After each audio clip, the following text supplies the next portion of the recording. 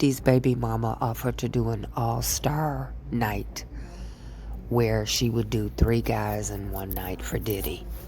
What 304s won't do for men with money. They're not victims. They're 304s. When you're saying me too, I just want it to be uncontrollable. I'm always ready to freak off. Wish we could have freaked off before you left. How are you a victim? I can't wait for the next freak off. I know me too. I can't wait to have your baby. I can't live without you. Where's the victim here? There's a name for females who are willing to exchange their body and all types of freaky sexual acts for money and gifts. We don't call them victims. We call them something else. Men who don't want to work, but they look for rich, powerful men to take care of them. She offered to do an all-star party where she would do the top 3 guys all in one night. Diddy and Cassie had their freak-offs under alias names. His was Frank Black, hers was Jackie Star. The rooms were booked under Frank Black. She went by Jackie Star. She wore a wig so that they would not be recognized. If you join the name Frank with Jackie, you get Frankie. And that's the name she named her firstborn, to commemorate the freak-offs with the man she loved. She named her firstborn, her daughter, Frankie Stone Fine. Ladies and gentlemen, yeah, the moment you've all been waiting for, all the way from New York City. Her name is Cassie, y'all. Yeah, come on. Yeah, rock with it now. Come on. Yeah, talk to him, Cassie.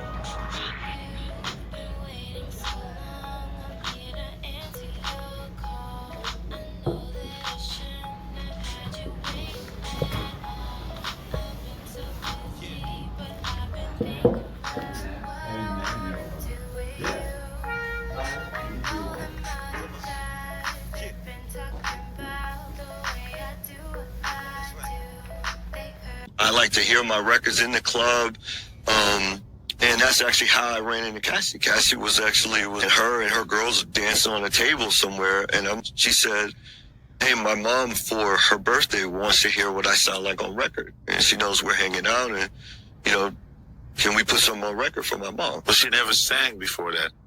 She said, "Hey, my mom would like to hear, what I sound like, on record. Could we do something for her?" I said, "Yeah." The first time we got in the studio, Cassie didn't really understand the recording process. Was you got to take it over and over and over again, etc. And she wanted to go out, and so I said, "Okay, you could just leave, and I'll sing the second verse, and then at least we have a finished song we can send to your mom." So the second verse had me on the song, and I finished producing it and everything. So I gave the speech when I graduated from Harvard, and he was the same age that I was, and he was like, "Man, have this concept around MySpace, and I feel like it could be valuable to you." I said, "Well, what you mean?" He said, "Well, MySpace has these music charts," and he's like, "I control the music charts." So what you mean you control the music charts? He said, "Well, the way it works is that I can control what results show up on Google for the MySpace keyword. So MySpace.com is obviously going to be the #1 Google search result, but any MySpace music profile I want can be #2, #3, #4, #5. And he said, "So, what do you want to do with this? I'll do all the MySpace Google magic for y'all in return." And so once again, it always comes down to finding that right collaborator. Nobody really does it on their own. Yeah. And so, man, we watched Cassie's profile on MySpace. It became the #2 Google search result for MySpace, in case anyone Googled the word MySpace. Wow. And we watched her music profile. She was just always #1 on the MySpace music charts. Now, I was doing everything that I could to make sure, though, that that record was not just an online record. So one of the Bad Boy Street team, Rich Dollars was his name. He actually said, "Yo, Ryan, man, let's run this up in the clubs. And I said, okay, how much does it cost? So, I got some money. Let's run it up. And so basically, we went around the clubs in New York City, and because he was part of the Bad Boy Street team, anywhere Puffy was, this record, we were, taking care of the DJs, and they were spinning it 2, 3, 4, 5 times in the clubs. Yeah. I remember the day that Kim Porter found out about Cassie. I want to blame myself a little bit about it because I was on duty. It was my watch. I want to say I was in Central Park, and at this time, it wasn't like it is now. It wasn't no more cameras allowed. That person got a picture. Yo, go get that camera, yo.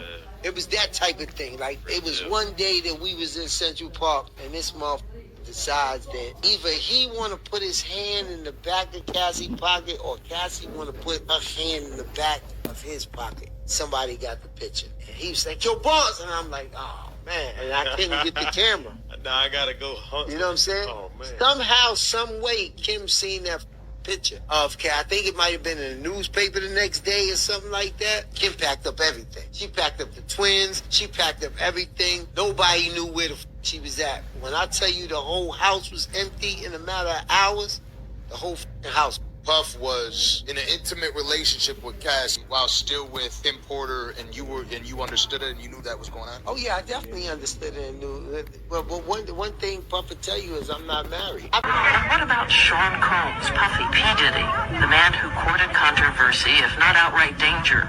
He always seemed to be the one in control. We wondered, looking at the girl on the red carpet, who was she? Was she afraid? No. I don't think she was afraid. I just think that I, at that time, was cared very deeply for Sean, and we just didn't have the same kind of ideals about life and family and stuff like that, and just wasn't a good relationship for me. It didn't have so much to do with him as it had to do with me at the time. I had to learn to care about myself a little bit more and put up certain boundaries of what I would accept and wouldn't accept. Jennifer Lopez. Both of you guys were using drugs, but Diddy was still able to run multiple businesses and ran down a list of everything he was doing. He was more functioning. And she was like, yeah, I mean, you can say that. And then they go into having a conversation about the fact that at one point in time, Puff was calling drug dealers and telling them to stop serving Cassie because she was so bad off. She was worse off on drugs than he was. And Cassie admitted that was happening.